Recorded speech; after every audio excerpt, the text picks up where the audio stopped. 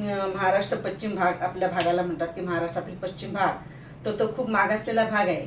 तिथे तेथील महिला पण म्हणजे महिला सक्षम करण्याचा किंवा जे काही असेल ते महिलांच्या हाताशी काम देण्याचा हे माझं ध्येय आहे. जास्त करून जे महिलांना पुढे आणायचं आणि जे आता शाळेत वगैरे ज्या महिला आहेत त्यांच्यासाठी सुद्धा काहीतरी हे स्कीम राबवायची अशी माझी इच्छा आहे की आता मुलीवर अत्याचार होतात तर त्या मुलींना लहानपणापासूनच कराटे वगैरे शिकवून त्यांना फिट करायचं की ते स्वतःचं संरक्षण स्वतः करू शकतील.